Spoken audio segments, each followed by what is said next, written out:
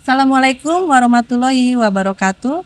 Salam sejahtera bagi Salam. kita semua. Selamat. Halo sobat-sobat alumni Trisakti, selamat datang di podcast Samper Alumni yang spesial menyambut Rapat Umum Anggota Ikatan Alumni Trisakti tahun 2025. Selain itu juga dalam rangka memperingati 60 tahun berdirinya Satuan Pendidikan Trisakti. Saya Nadia Prita Gemala, Jayadiningrat dengan Saya Samsul Arif, kami dari alumni Fakultas Hukum dan Bapak Samsul Fakultas Ekonomi. dari Universitas Trisakti.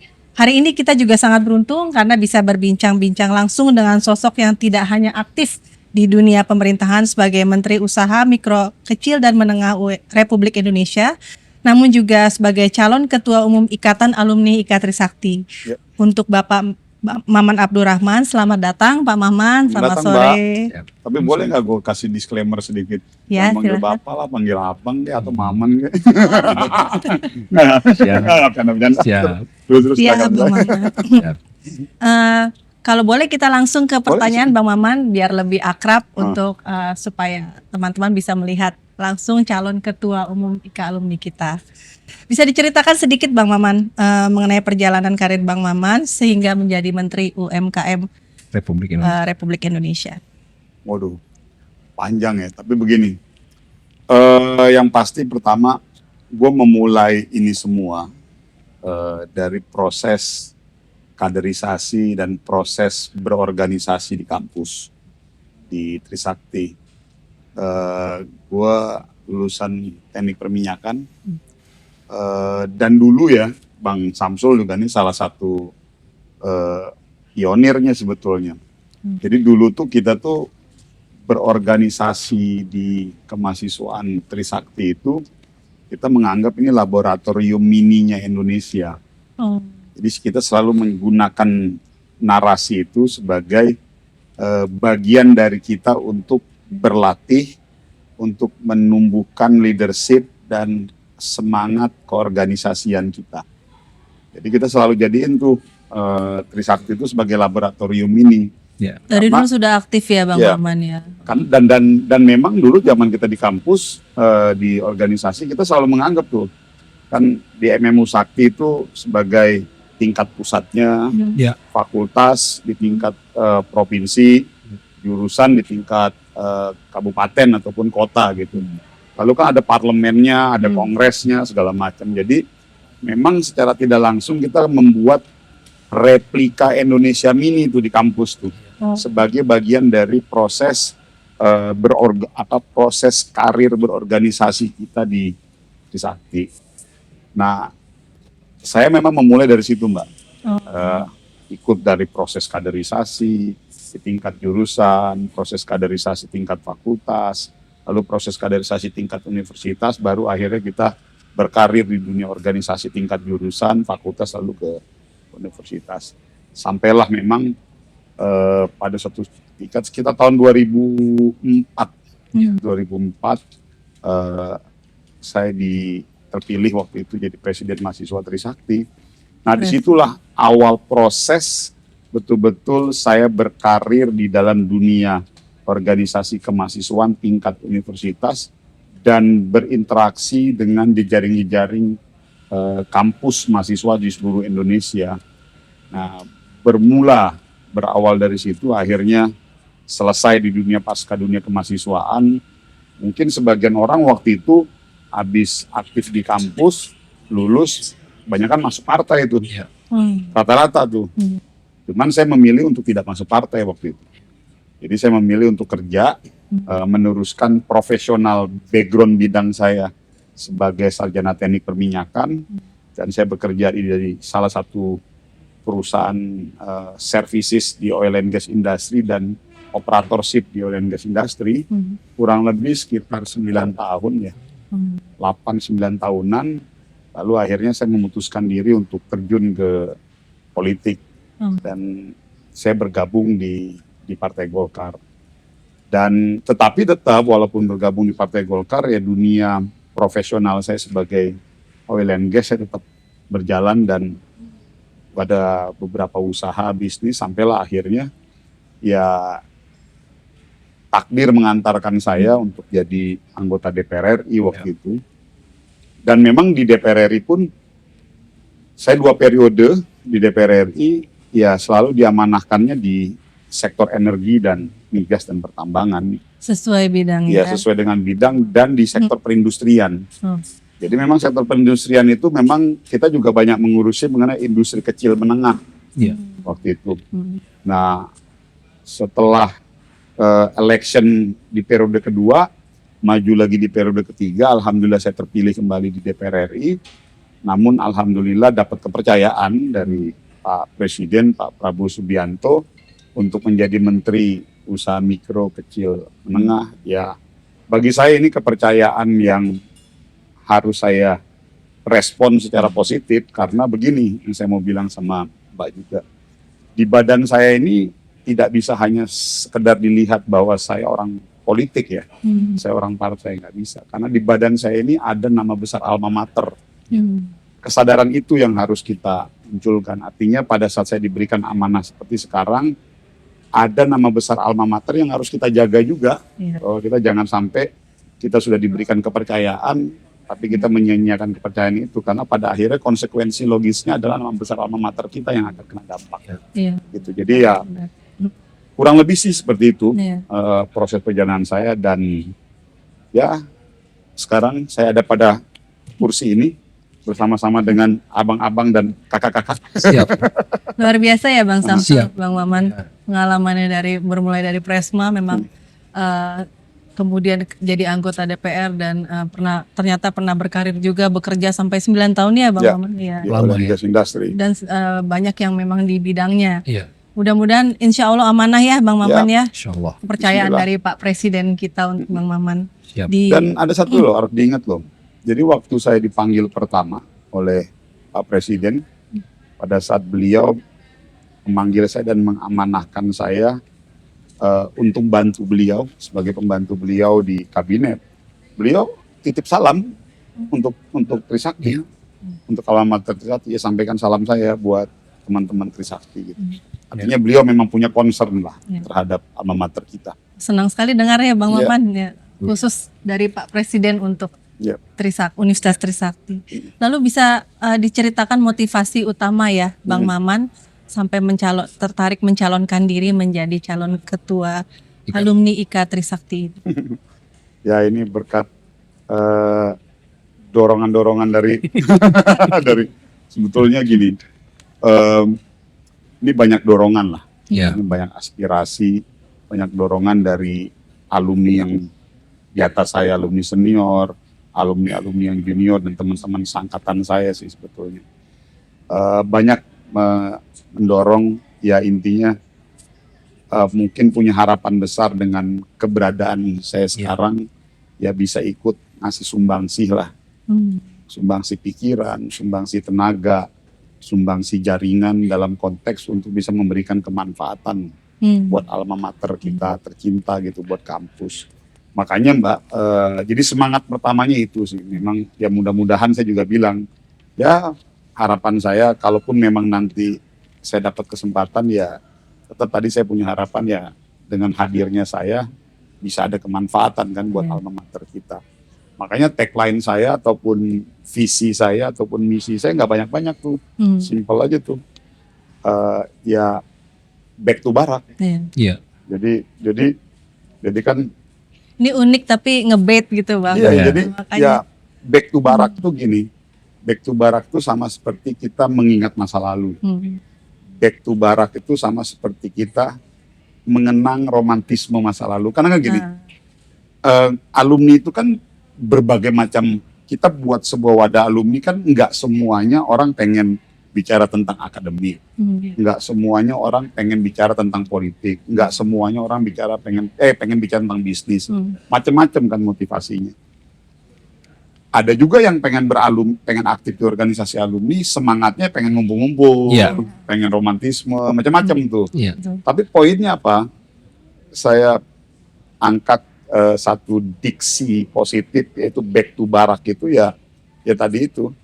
Yuk 4 tahun ke depan kita mulai mikirin nih, kita mulai berpikir berawal dulu romantisme kita dulu. Iya. Dulu waktu zaman Organisasi. gue masih junior, ngeliat Bang Samsul ini kan senior nih, ketua himpunan dulu. Ambil manajemen flashback gitu. ya Bang. Jadi kita Iya. mengingat, mengenang masa lalu. Terus mungkin dulu kita pernah punya wishlist tuh, Iya. harapan-harapan positif zaman dulu sempat kelupa. Hmm. Ya dengan adanya tagline Back to Barak, yuk kita udah mulai lagi merefresh kembali apa sih mimpi-mimpi positif kita zaman-zaman dulu di kampus. Lalu dengan tagline Back to Barak, kita sudah mulai berpikir tentang kampus kita kelebihannya di sini. Tetapi kan pasti ada kelemahannya juga, ada kekurangan. Yuk dengan kita Back to Barak, kita udah mulai berpikir ke situ. Lalu yang keempat, dengan adanya tagline Back to Barak, ya kita sudah mulai berpikir secara komprehensif, berpikir secara menyeluruh, bagaimana sih kita bisa sama-sama kumpulin teman-teman kita yang sudah tersebar di seluruh Indonesia. Ada yang udah jadi posisi A, posisi B, posisi C. Kita bisa kumpul sama-sama, bisa saling memberikan kemanfaatan kan. Buat teman-teman kita, buat alma mater, dan tentunya pada akhirnya buat bangsa dan negara. Jadi biar terkoneksi semua Iya. ya Bang ya. Insya Allah. Ya, Kalau terwujud artinya, harapan dan keinginan iya, Bang Maman amin. untuk kita artinya semua. kita Trisakti calling, kita panggil nih semuanya nih alma mater Trisakti dengan tagline, udah saatnya kita back to barak nih. Ya. Kita kembali ke alma mater, kembali ke kampus, kembali kumpul ke teman-teman lama-lama kita, kembali berpikir tentang apa mimpi ideal kita buat bangsa dan negara. Itu back to barak. Ya, oke banget nih Bang. Ya. Kembali ke pertanyaan Bang Maman. Ya.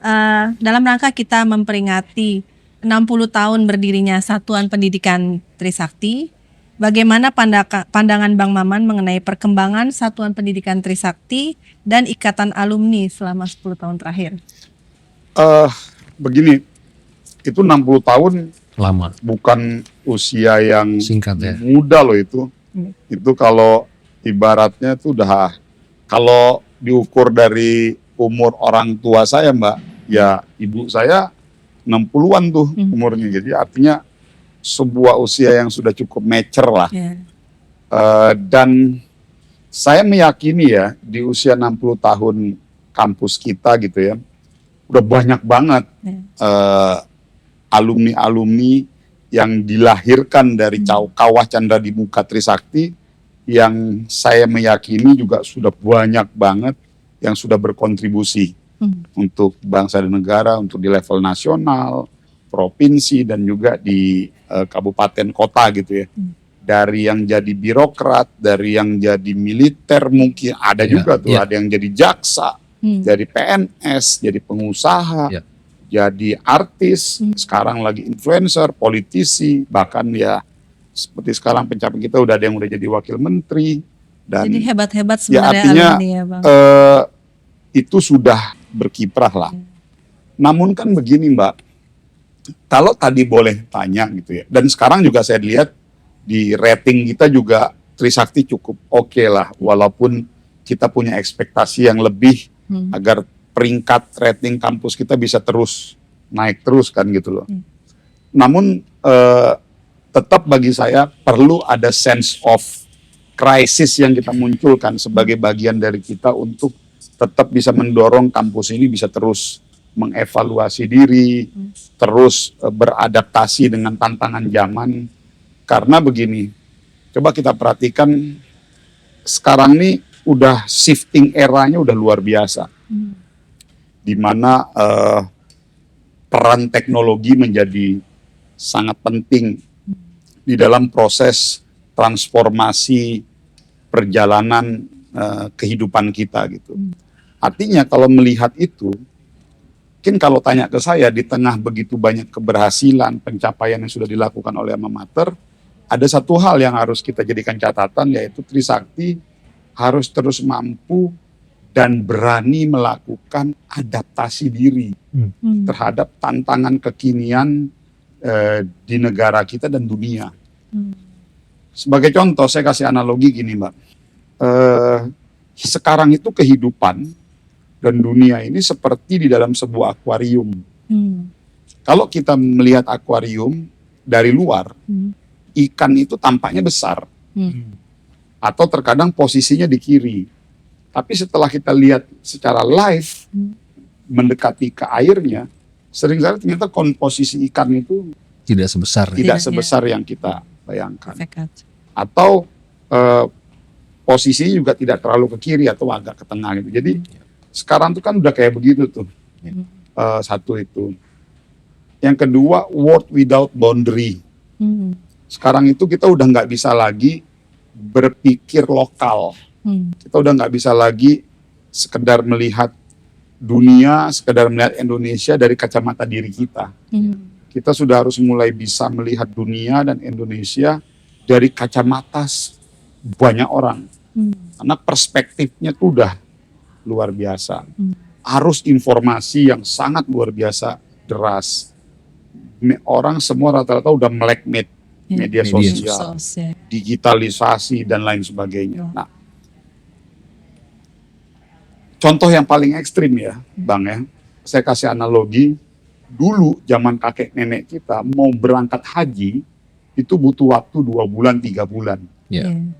Terus bertambah sampai hari ini cukup waktu cuma 2 jam tuh, atau 3 jam pergi ke naik haji. Ya. Artinya terjadi sebuah percepatan atau perubahan teknologi dan perkembangan zaman yang harus kita lihat itu bukan sebagai lawan, bukan sebagai musuh, atau bukan sebagai sesuatu yang harus kita hindari, tetapi harus kita hadapi. Nah, saya juga melihatnya kampus kita, Alma Mater kita Trisakti, sudah harus mulai berpikir, beradaptasi, mendekatkan diri, dan familiar dengan hal perkembangan zaman itu. Ya. Karena kalau kita tidak segera beradaptasi dengan situasi hari ini, cepat atau lambat, ya kita akhirnya akan menjadi kampus yang tertinggal. Ya. Gitu. Walaupun tadi saya dari awal saya sudah kasih disclaimer, posisi kita secara ranking masih oke. Ya. Tapi kan kita pengen berharap lebih kan. Gitu. Nah itu yang kalau saya lihat, agar dengan proses adaptasi institusi kampus cepat terhadap tantangan kekinian, akhirnya menghasilkan lulusan-lulusan alumni yang cukup qualified gitu, yang dimana mereka memiliki kemampuan bisa beradaptasi dengan perkembangan zaman. Sebenarnya itu Menarik sekali. masuk poin 3 tuh Mbak Andi. Benar, Tapi udah buru dijawab sama Pak Maman. Iya. Gak apa-apa. Kalau boleh sambung, sebenarnya Iya. satu hal yang mau ada yang juga ditanyakan, salah satunya itu terkait dengan Bung Maman ini aktivis mahasiswa di era 2000-an. Dan beliau sebenarnya membawa tongkat estafet pasca Trisakti 12 Mei sebagai kampus reformasi. Beliau ini juga salah satu orang yang dikenal memperjuangkan status pejuang nasional untuk mahasiswa. Bisa di-explain nggak kira-kira sampai di mana gitu proses atau bagaimana ke depannya? Iya, gini, saya masuknya agak berbeda nih kalau udah bicara tentang isu 12 Mei kan. Iya. Ini kan dimana di isu 12 Mei itu abang-abang kita itu meninggal syahid, Iya. suhada, berjuang untuk meraih mimpi sebetulnya. Ada pro dan kontra terhadap visi besar ataupun tujuan perjuangan senior-senior kita ataupun 4 orang almarhum itu pasti ada pro dan kontra. Tapi bagi saya meninggalnya 4 orang almarhum senior-senior kita itu memiliki satu nilai yang harus kita wariskan. Iya. Apa nilainya? Begini, dulu almarhum itu berempat, dia dalam kepalanya hanya satu tuh punya tujuan. Gue pengen bergerak, gue pengen berjuang, gue mau turun demonstrasi karena saya ingin ke depan Indonesia lebih baik. Iya. Belum berpikir apakah situasinya karena apa, Iya. karena begini, karena begitu, itu case yang lain lagi ya. Tetapi mereka-mereka waktu itu berjuang dengan segala idealisme dan mimpinya untuk meraih mimpi terhadap masa depan yang lebih baik. Yep. Nah itu nilai luhur tuh, spirit positif yang mungkin waktu itu konteksnya dalam konteks berhadapan dengan rezim Orde Baru Karena tahun 98 tahun itu. 98. Nah tetapi Bang Samsul, kalau saya boleh kasih pandangan yang lebih jauh, semangat itu sebetulnya bisa kita capture, bisa kita ambil dalam konteks kehidupan sehari-hari anak-anak muda sekarang. Anak muda itu harus identik dengan keberanian. Anak muda itu harus identik dengan tekad yang kuat. Anak muda itu harus identik dengan, ya gue mimpi besarnya, mimpi hidupnya, saya mau ngapain gitu. Dan dia tidak pernah berpikir berhasil ataupun gagal. Yang penting saya lakukan, saya kejar mimpi saya itu, ya udah. Gitu. Nah, dulu kenapa waktu itu kita terus berjuang, fight untuk memperjuangkan gelar Pejuang nasional. pahlawan nasional. Itu tujuannya sebetulnya Betul. menuju targetnya pahlawan nasional, Ya. tahun pahlawan reformasi. Karena tadi itu kita ingin membuat sebuah simbolisasi semangat perjuangan anak-anak muda Ya. di Indonesia di era 98 waktu itu. Ya. Memang perjuangan kita belum bisa berhasil tuh waktu itu untuk dapetin gelar pahlawan reformasi. Namun setidaknya alhamdulillah langkah awalnya sudah berhasil. Jadi kebetulan aja waktu itu di era saya dapat gelar pejuang reformasi dan bintang jasa Adi Pradana tuh kepada 4 orang almarhum. Bagi kita ini sebuah apresiasi yang luar biasa. Pemberian bintang jasa oleh Presiden Oleh saat Presiden itu. waktu itu Pak Susilo Susilo Bambang Bambang Yudhoyono. Pak Susilo Bambang Yudhoyono. Oke. Bagi kita itu sebuah apresiasi yang luar biasa dan bentuk penghargaan kepada Sivitas Akademika Trisakti, kepada orang tua almarhum dan juga kepada almarhum gitu. Namun masih ada satu perjuangan yang menurut saya tidak boleh kita hentikan. Target tujuannya adalah bagaimana caranya kita bisa mendapatkan gelar pahlawan reformasi. Yes. Mungkin ini tantangan ke depan bagi kita semua, bagi adik-adik mahasiswa dan bagi kita nanti di alumni untuk bisa memperjuangkan agar mimpi gelar pahlawan reformasi itu bisa tercapai. Itu yang ya kalau tadi ditanya ke saya, ya saya juga bismillah masih punya semangat yang sama untuk merealisasikan mimpi untuk mendapatkan gelar pahlawan reformasi. Terjawab, Mbak. Ya, terjawab. Ya. Betul sekali. Tapi ini luar biasa ya Bang Maman, perjuangan Bang Maman sampai waktu itu juga ada pemberian gelar dari Presiden Di saat periodenya Bang Maman. ya, waktu di itu, betul. periode Bang Maman. Pada saat menjabat menjadi Presma itu ya, Iya. Presiden mahasiswa, betul. luar biasa. Memang saya juga harus bilang ya tidak hanya saya sendiri. Itu perjuangan gotong royong kita semua lah waktu itu. Gotong royong kita ke Presiden mahasiswa, gotong royong kepengurusan yang sebelum-sebelumnya. Ya mungkin saya relatif waktu itu agak diuntungkan dengan zaman.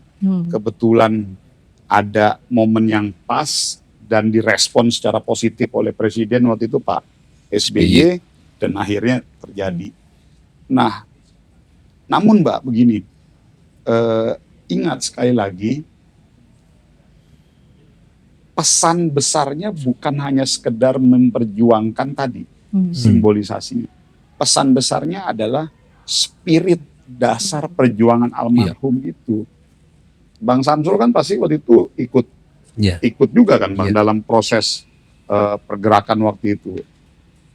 Yang kita capture nih sebagai adik-adiknya waktu itu ya kita melihat gitu. Itu ada semangat yang luar biasa.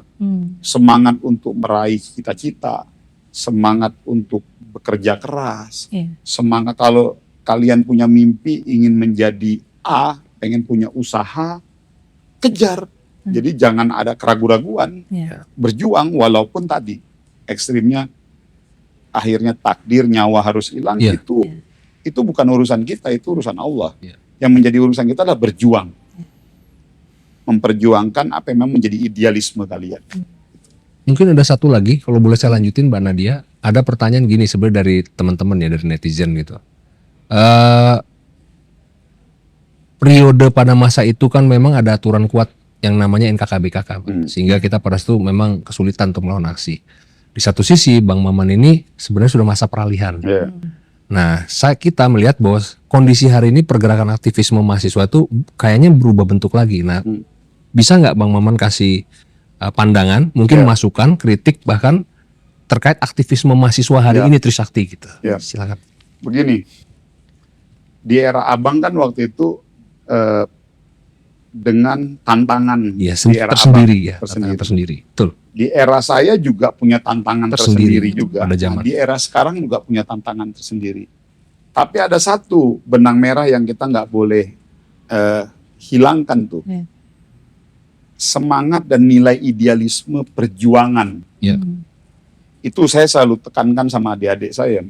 Saya melihat Bang Samsul, di eranya Bang Samsul, beliau punya semangat perjuangan, nilai idealismenya. Metode gerakan itu bisa berbeda.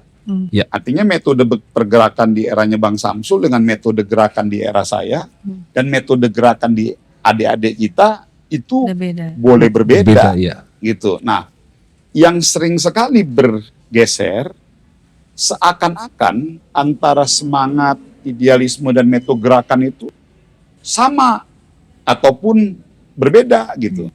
Saya selalu bilang, ingat loh, gerakan demonstrasi di jalan dari eranya Bang Samsul ke saya, bahkan jangankan di era Bang, sekarang di era saya aja itu sudah menganggap udah nggak produktif. Ya. Di Ya. era saya, bayangkan loh, di era saya tahun 2000-an, Ya. itu kita sudah menganggap gerakan aksi demonstrasi mahasiswa itu udah nggak produktif. Yap. Poinnya saya mau bilang, bukan kita melarang demonstrasi. Tadi kan nilai perjuangan, social control, agent of change untuk mengkritisi kebijakan-kebijakan pemerintah yang konstruktif ya. Tapi saya bilang, posisi saya di pemerintah. Kita tidak pernah melarang gerakan demonstrasi. Tetapi yang harus dipahami oleh adik-adik kita sekarang, metodenya berbeda. Ya. Gitu loh. Tantangannya juga berbeda ya. Tantangannya berbeda. Nah, ini yang harus dirumuskan oleh adik-adik kita di sekarang. Betul. Jadi kalau dikaitkan tadi Bang dari penjelasan Bang Maman, kan ada banyak periode ya Bang ya. Kalau kita kaitkan antara saat ini di era digitalisasi dengan lampau dan juga predikat Trisakti sebagai kampus reformasi, menurut Bang Maman tantangan terbesar untuk alumni dan juga mahasiswa saat ini apa ya Bang? Ya tadi kita harus mulai periode yang beradaptasi berbeda-beda. dengan situasi hari ini begini. Kalau sekarang kan media digital, terus itu sudah harus mulai ke sana. Jadi tetap ikut perkembangan Tetap mengikuti perkembangan, tapi bukan berarti kita mematikan gerakan. Enggak. Oke. Pemerintah sendiri, saya sebagai hari ini representasi pemerintah, Mbak. Saya sekarang sedang manggung di pemerintah. Kami juga butuh check and balance dari adik-adik mahasiswa. Tetapi yang kita lihat telah terjadi pergeseran pola gerakan yang sangat luar biasa jauh. Gitu. Perjuangan aksi mahasiswa itu sudah bergeser dari substansi nilai-nilainya. Nah, ini yang mau kita luruskan. Kalau memang masih ada yang sudah yakin dengan perjuangannya, masih konsisten, pertahankan. Yang kita mau review adalah metode gerakan. Gitu. Karena sekarang misalnya metode gerakan kayak zaman kita dulu mau kita praktekkan sekarang udah enggak ini. Nah. Iya, harus adaptasi dengan tantangan kekinian. Dulu tuh kita ada ide. Ini kita juga belajar dari beberapa negara-negara di Eropa, di Malaysia, di Asia, segala macam. Sekarang itu sudah harus mulai langsung head to head antara mahasiswa dengan aparatur pemerintahan, itu langsung aja face to face, head to head. Karena menurut kita dialog itu jauh lebih konstruktif. Berhadapan-hadapan, misalnya ada isu tentang UMKM, usaha mikro, usaha kecil, usaha menengah. Mahasiswa berkepentingan untuk mengkritisi, lakukan.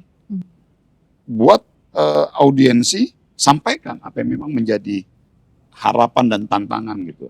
Harapan mahasiswa seperti apa, kelemahan pemerintahan di era kita seperti apa, sampaikan dengan cara yang konstruktif. Nah, biar pesan itu lebih masuk. Jadi kalau saya sih melihatnya begitu. Jadi yang mau di capture tuh voice Mbak, bukan noise gitu kalau saya tangkap tadi. Benar. Ah, itu bahasa kerennya gitu. Jadi voice dan pesan aspirasinya itu yang lagi yang harus ditangkap. Ambil, tapi bukan noisy-nya. Nah, ada manfaat dan ada yang bisa, ada tujuan yang jelas di situ ya. Sehubungan dengan peran Bapak sebagai Menteri UMKM, kita ke peran strategis Ikatan Alumni ya Bang, dalam rangka mendukung pemberdayaan UMKM. Di sini sebagai Menteri UMKM sekaligus calon Ketua Umum Ikatan Alumni Trisakti, bagaimana menurut Bang Maman sinergi antara kedua peran tersebut dapat memperkuat pemberdayaan alumni terutama pelaku usaha mikro kecil menengah. Terus terkait itu juga saya mendapatkan informasi bahwa Bang Maman juga telah menginstruksikan perubahan di periode Bang Maman ini dari sebutan pemilik UMKM dari pelaku UMKM menjadi pengusaha UMKM. Itu bisa dijelaskan juga Bang di situ. Ya. Mungkin ada tujuan tersendiri. Saya jawab dari itu dulu deh ya. Siap. Kan gini. Jadi waktu saya di awal-awal jadi menteri Bang, Pak, saya kan juga sempat juga tuh nyebut pelaku usaha mikro gitu, pelaku usaha menengah, pelaku usaha kecil gitu. Saya ketemu, kok kayaknya ada sesuatu yang ngeganjel gitu di hati saya gitu. Kenapa ngeganjel gini? Tahun 98 waktu krisis ekonomi, itu backbone ekonomi negara itu diamankan oleh sektor UKM. usaha mikro loh, usaha kecil dan menengah. Jadi di saat usaha-usaha besar di atas porak-poranda tuh keganggu secara ekonomi, tapi di usaha mikro kecil menengah tuh mereka oke banget tuh, mereka yang mengamankan. Justru itu tumbuh ya terus. Lalu kita lompat langsung jumping agak jauh ke era COVID, COVID-19. Pada saat usaha besar banyak sekali yang layoff segala macam, kembali lagi yang menjadi pahlawan ekonomi di level menengah atau the guardian ekonomi Indonesia itu usaha mikro, usaha kecil, usaha menengah. Nah, lalu saya berpikir, kok kita sebut mereka dengan kata pelaku ya? Padahal selama ini kalau kita pelaku itu selalu tidak, sandingan kata pelaku tuh nggak pernah ada hal-hal yang positif. Kalau di dunia juga udah kurang bagus tuh. Pelaku pembunuhan, pelaku pencurian, pelaku pemerkosaan, hampir semua kata yang disandingkan dengan kata pelaku nggak ada yang positif. Konotasinya negatif ya. Konotasinya negatif. Nah, sama halnya kayak misalnya kita kadang suka nyebut pelaku usaha. Sebenarnya bukan pelaku usaha, penggiat usaha. Iya, betul. Karena diksi kata pelaku itu diksi kata yang dipadankan dengan sesuatu yang negatif. Akhirnya kalau kita menggunakan kata pelaku UMKM, seakan-akan back mind kita ini menempatkan posisi UMKM itu sebagai problem sosial. Coba deh kita ini jujur sedikit ya. Pelaku UMKM, kalaupun bukan problem sosial, selalu ditempatkan pada strata level yang di bawah gitu. Padahal dalam fakta pada saat Indonesia lagi krisis, dia menjadi pahlawan. Nah, saya langsung berpikir, kayaknya kurang asik deh kalau misalnya kita kasih nama pelaku gitulah kurang lebih. Langsunglah saya mengusulkan, yuk mulai sekarang kita sebut dengan kata pengusaha. Pengusaha UMKM. Pengusaha mikro, pengusaha kecil, pengusaha menengah. Karena mereka sama aja dengan Pak Abu Rizal Bakri, dengan Pak Sandiaga Uno, dengan Pak Hairul Tanjung. Mereka melakukan pola-pola yang dilakukan oleh pengusaha-pengusaha besar. Dan Pak Hairul Tanjung pun dulu memulai bisa menjadi pengusaha top pun dari pengusaha mikro. Dari bisnis di kampus, fotokopian, kayak gitu-gitu. Itu kan ini. Jadi banyak usaha besar bermula dari kecil. Dari scale mikro. Up terus ya. Terus. Karena mereka terus diberikan literasi pengetahuan tentang keuangan, literasi tentang digital dan segala macam gitu. Jadi itu sih Mbak. Jadi maksud saya, yuk sekarang kita nggak boleh lagi lah sebut mereka dengan kata pelaku gitu. Tapi memang lebih bagus ya. Jadi lebih bagus, lebih relevan. Berpikirnya positif dengan katanya diubah jadi pengusaha. Benar-benar Bang. Terus apakah ada program atau inisiatif khusus Bang dari Kementerian UMKM yang Abang pegang yang bisa melibatkan jaringan alumni secara aktif? Jadi size Kementerian UMKM kan gede banget. Di saya ini ngurusin kurang lebih 60 juta pengusaha mikro, kecil dan menengah seluruh Indonesia. Dari berbagai macam latar belakang, dari berbagai macam unit bisnis, dari berbagai macam ragam jenis usaha. Dan itu semua saya melihatnya sangat erat keterkaitannya dengan sivitas akademika kampus. Bukan cuma di Trisakti, tapi di seluruh Indonesia. Nah, bahkan artinya optimalisasi pemberdayaan alumni, baik alumni baru, alumni yang baru lulus dan yang sudah lama. Dalam konteks untuk meningkatkan rasio kewirausahaan, ini menjadi bagus banget, menjadi nyambung banget. Karena akan banyak sekali program-program yang bisa disinergiskan antara Kementerian UMKM dengan kampus-kampus. Karena pasti banyak ya Bang Maman alumni kita yang pengusaha UMKM dengan banget, berbagai Banyak bidang banget. usahanya. Banyak banget. Kalau kita bicara asuransi, Ya. ini mungkin yang agak awam ya. Ya. Asuransi kan kesannya spesifik banget tuh, khusus asuransi. Orang kalau berpikir asuransi, itu cuma berpikir asuransi jiwa sama asuransi kesehatan. Ya. Di sektor usaha mikro kecil menengah, kita butuh supporting asuransi dalam konteks penjaminan pengajuan pinjaman untuk kredit usaha rakyat. Asuransi penjaminan seperti Iya, jadi itu juga terlibat tuh. Jadi akhirnya saya melihat banyak hal, banyak ruang yang bisa kita optimalkan dalam konteks pemberdayaan alumni-alumni di kampus. Tapi sekali lagi, saya harus pisahkan dua hal ya. Saya sebagai alumni Trisakti, tapi saya sebagai Menteri UMKM. Artinya sebagai Menteri UMKM kan pemanfaatan jejaring kampus dari kampus lain kan juga harus harus kita optimalkan. Tapi dalam konteks saya di Trisakti, saya memang akhirnya mendapatkan banyak banget ide-ide, insight yang mungkin sebelumnya saya tidak lihat, tetapi itu menjadi sangat logis, menjadi sangat potensi untuk bisa dioptimalkan jejaring-jejaring alumni. Terpetakan gitu. Iya. Terpetakan. Salah satunya kayak misalnya di FSRD, seni rupa dan desain. Kemarin saya ngobrol dengan ketua alumninya Bang Ramses tuh, cerita mengenai kondisi penggiat-penggiat usaha kreatif, desain kreatif segala macam agak sedikit slow sekarang gitu. Kebetulan nyambung, kita lagi mau ada kebijakan melalui KUR, kredit usaha rakyat. Jadi KUR itu begini, KUR itu adalah kredit usaha rakyat, program pemerintah yang dalam 1 tahun kita alokasikan sebanyak 300 triliun.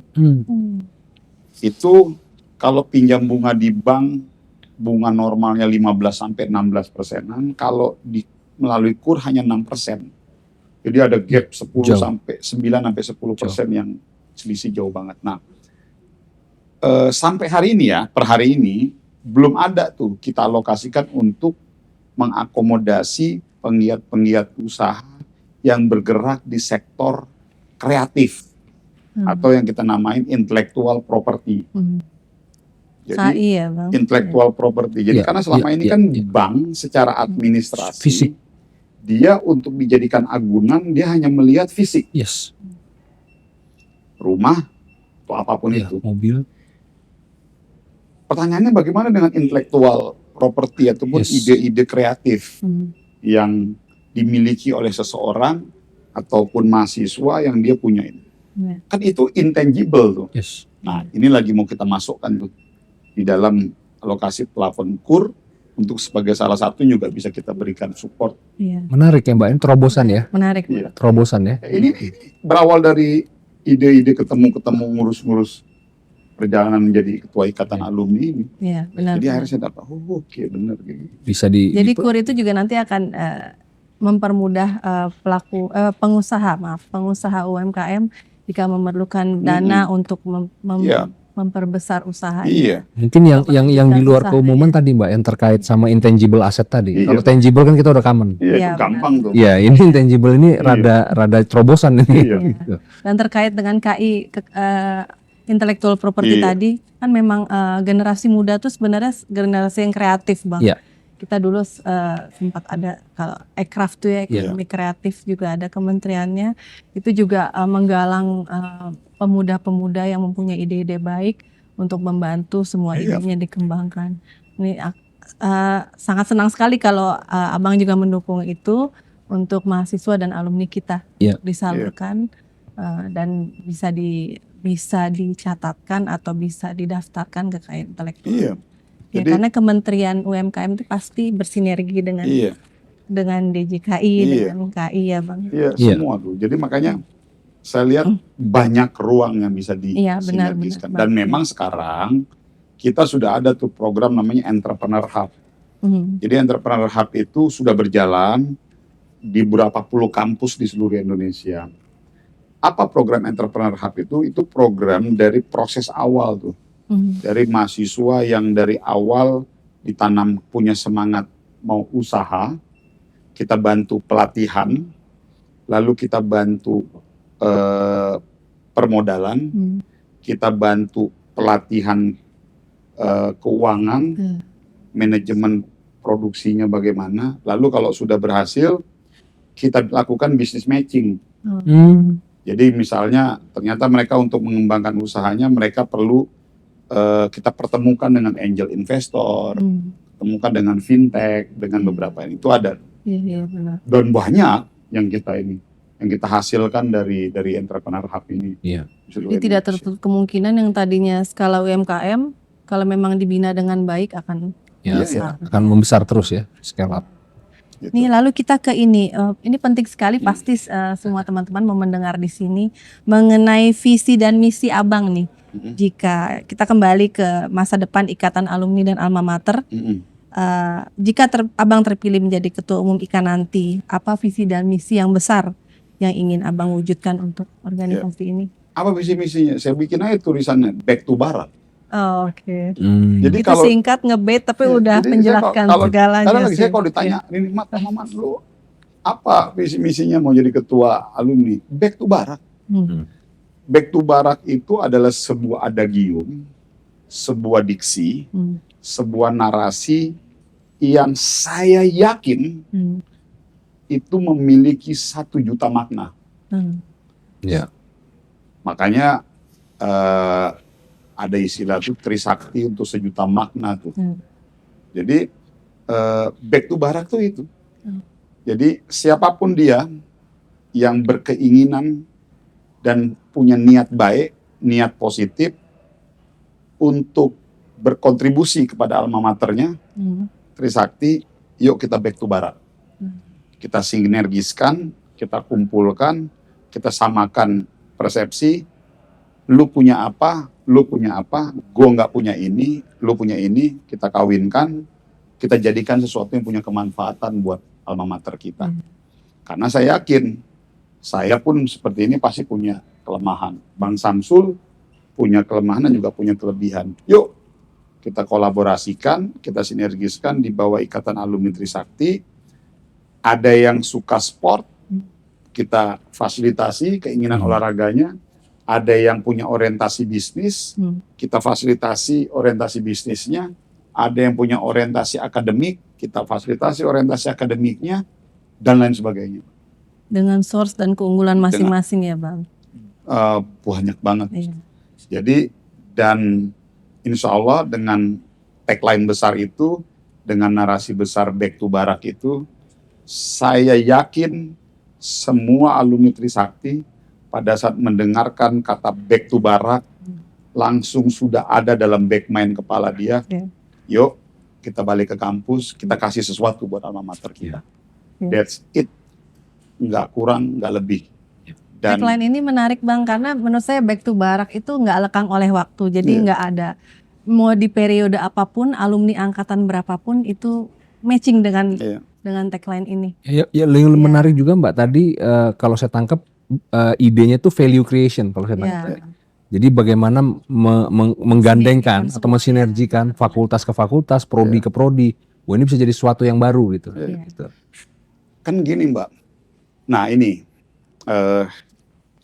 saya tuh sekarang tuh percaya bahwa kita ya, Bang Samsul nih terutama nih, Bang Samsul, beliau ini senior, Bang Samsul kan 96 Bang? Iya. Bang 96. Beliau adalah aktivis mahasiswa di angkatan beliau.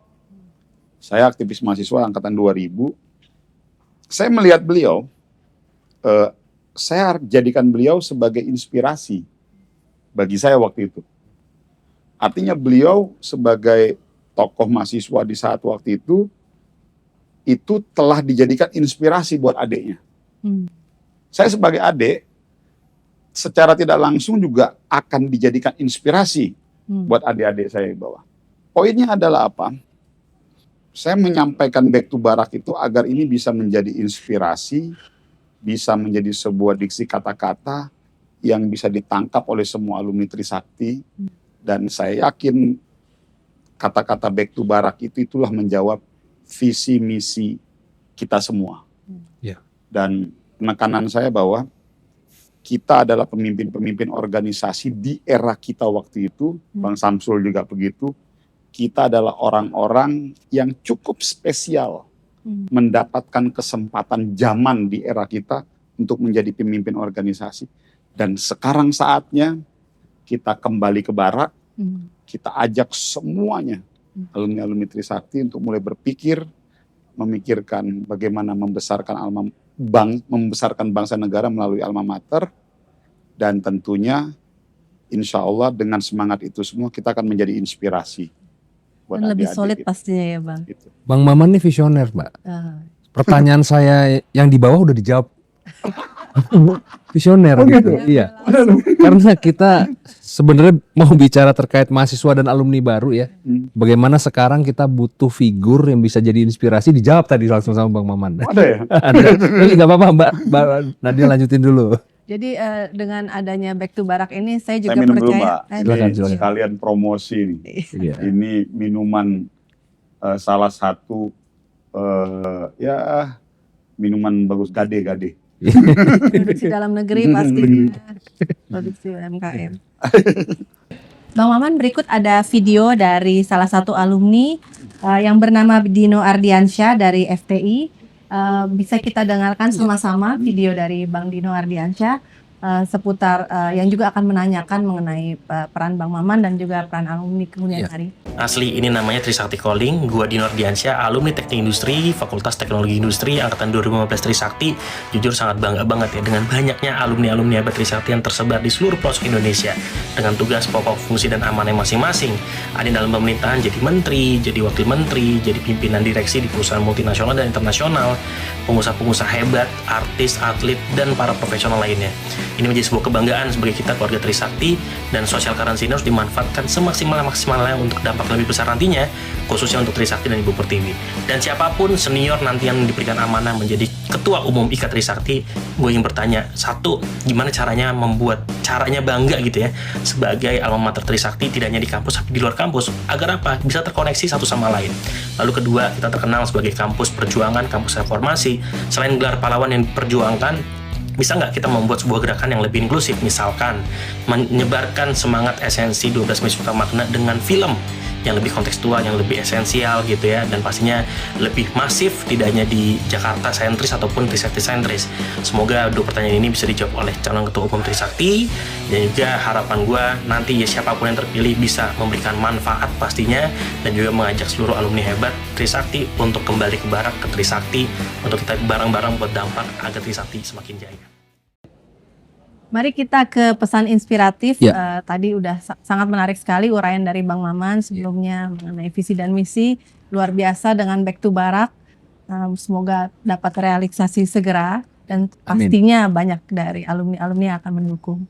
Berikut ke pesan inspiratif bagi para mahasiswa dan alumni baru. Bagaimana pesan Bang Maman kepada mahasiswa saat ini agar siap menghadapi tantangan global ke depan? Karena kan sebenarnya zaman makin sulit ya, agar alumni kita tetap makmur, tetap sukses, tetap jaya. Ya, ini pertanyaannya pertanyaan bagus, cuman memang agak berat, jujur aja. Karena gini, tadi nyambung ya. Pertama, harus ada kesadaran kolektif di antara kita nih, yang alumni. Saya selalu bilang sama adik-adik saya, khususnya yang mereka pernah menjabat di kampus sebagai pemimpin-pemimpin organisasi di kampus, bahwa menjadi presiden mahasiswa atau menjadi ketua BEM fakultas atau menjadi ketua himpunan atau apalah tokoh-tokoh mahasiswa di kampus itu nggak mudah loh. Hmm. Karena bukan cuma sekedar urusan lo mau jadi pemimpin organisasi, tapi kalian itu ada satu tambahan beban, yaitu harus menjadi inspirasi. Hmm. Kalau sudah kita masuk dalam konteks inspirasi, berarti kalian harus berhasil. Hmm. Berhasil itu macam-macam ya parameternya ya. Yep. Berhasil dalam pemikiran, berhasil dalam keyakinan segala macam. Artinya kalian harus punya spirit itu. Hmm. Makanya saya selalu tanamkan dari dulu saya lulus, saya selalu bilang sama teman-teman, pokoknya gimana caranya kita harus berhasil. Ya. Karena kita ini akan menjadi inspirasi buat adik-adik kita.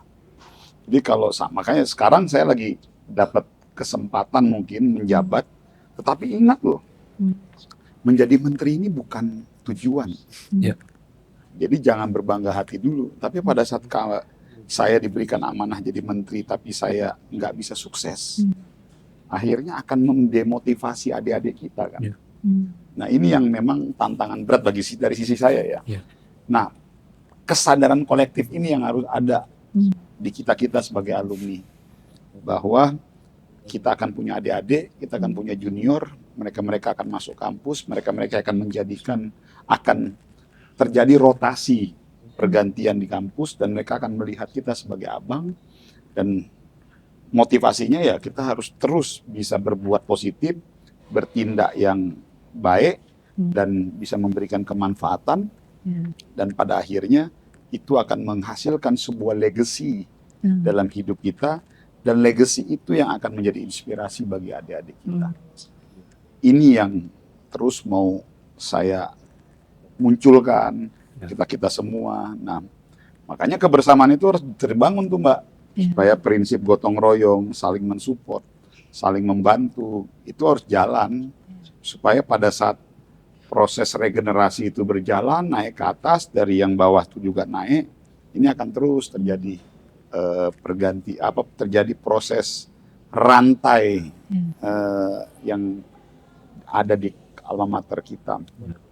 Dan yang kedua, jadi sampai hari ini ya, mungkin saya buat adik-adik saya yang di kampus, dan juga mungkin yang nanti baru mau masuk, jangan pernah menyesal masuk kampus ini. Karena bagi kita, Trisakti itu bukan cuma hanya sekedar kampus, tapi Trisakti adalah rumah kedua kita. Ya. Jadi tempat kita beraktivitas, tempat kita bercengkrama dengan teman-teman kita, artinya rumah kedua. Sejatinya rumah kedua, ya inilah yang membentuk karakter diri kita. Dan mudah-mudahan kalau memang nanti saya dikasih kesempatan menjadi ketua Ikatan Alumni Trisakti, ya semangat-semangat yang kayak gini yang mau kita munculkan. Insyaallah. Dan tentunya dengan adanya semua alumni, baik yang senior, yang junior, yuk kita kolaborasiin, kita duduk sama-sama. Saya tuh percaya kalau semuanya berangkatnya niatnya baik, nggak ada yang aneh-aneh, dan kita mau ngerangkul semuanya, pasti lancar-lancar aja, sukses-sukses. Dari dulu tuh saya kayak gitu tuh Mbak, nggak pusing, dan jangan ada prinsip mematikan atau mematikan ide ataupun eksistensi setiap orang gitu. Itu kan harus dibuka semua tuh ruang-ruang itu gitu. Dalam hal ini harus ada jejaring ikatan alumni ya Bang. Menurut Abang tuh agar bisa dimaksimalkan baik oleh mahasiswa atau mahasiswa yang baru lulus, yang masih junior-junior, dan juga yang sudah senior, yang sudah sukses di pemerintahan atau sukses membangun usahanya, biar itu bersinergi dalam jaringan ikatan alumni ini, bagaimana Bang? Digitalisasi. Digitalisasi, Nggak ada lagi. Ya. Kita nggak bisa terkoneksi semua ya. Kita nggak mau. Nah, digitalisasi ini nggak bisa nanggung Mbak, nggak bisa setengah-setengah. Ya ini juga akhirnya saya jadi terpaksa harus cerita, harus buka juga satu persatu. Sebetulnya ini nanti sih, tapi ya mumpung tadi Mbak udah bahas digitalisasi Mbak. Jadi sekarang instrumen media, instrumen teknologi IT itu menjadi salah satu kewajiban kita untuk menjangkau semua alumni-alumni kita yang ada di Indonesia. Yang jauh kita buat dekat, dan yang sudah dekat kita buat lebih dekat lagi. Digitalisasi.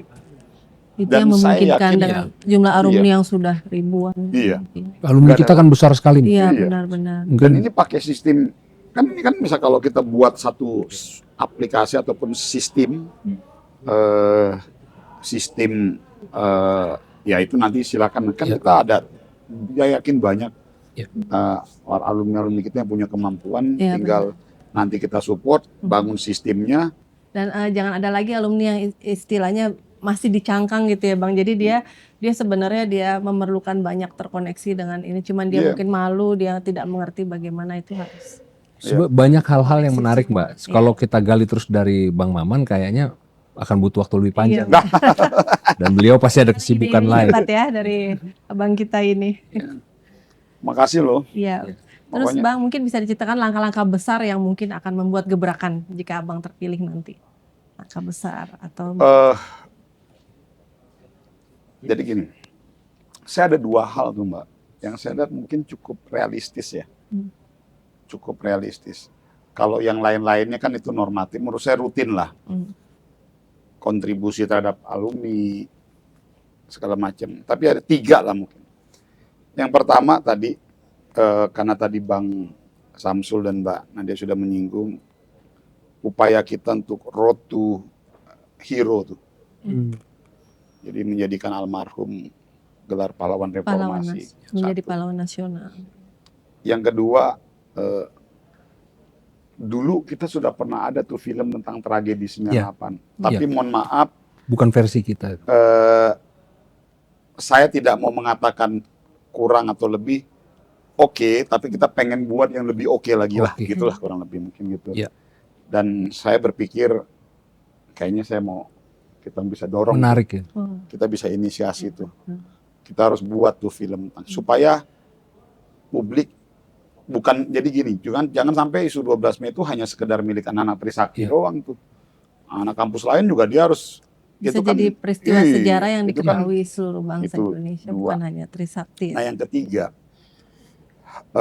saya udah tadi usulin ke teman-teman SC, mohon nanti dibantu di dalam rapat umum anggota kita itu ada penugasan kepada pengurus yang baru 4 tahun ke depan untuk membentuk yayasan alumni Trisakti. Ya. Jadi nanti melalui yayasan ini nanti dia akan melakukan agenda-agenda ruang-ruang atau peluang-peluang pengoptimalan semua potensi yang ada yang dimiliki oleh jejaring Trisakti agar bisa memberikan kemanfaatan buat adik-adik mahasiswa, buat adik-adik alumni baru, buat yang di atas-atas kita dan segala macam. Nanti melalui yayasan ini. Yayasan ini nanti bisa bekerja sama dengan badan afiliasi kita, bisa bekerja sama dengan perusahaan A, perusahaan B, terus itu bisa bisa menyerap tenaga alumni muda segala macam. Nah itu yang nanti saya mau dorong. Kalau terkait database tadi tuh wajib lah ya, rutin lah itu. Tapi itu mungkin 3 hal itu sih Mbak, yang nanti akan coba kita dorong. Terima kasih banyak Bang Maman atas waktu dan Sama-sama, ulasan Mbak. yang luar Sama-sama. biasa di hari ini, atas kesempatan yang diberikan kepada saya dan Bang Samsul terkait perjalanan serta harapan besar bagi Ikatan Alumni Universitas Trisakti dan Satdik Trisakti di usia yang ke-60 tahun ini. Semoga segala rencana positif dapat terwujud demi kemajuan bersama. Demikianlah pemirsa wawancara kami dengan Bapak Maman Abdurrahman. Mohon maaf jika ada kesalahan dalam kata-kata. Dimaafkan. Iya. Sampai jumpa lagi dalam podcast Samper Alumni berikutnya. Trisakti calling, Back to Barak. Barak.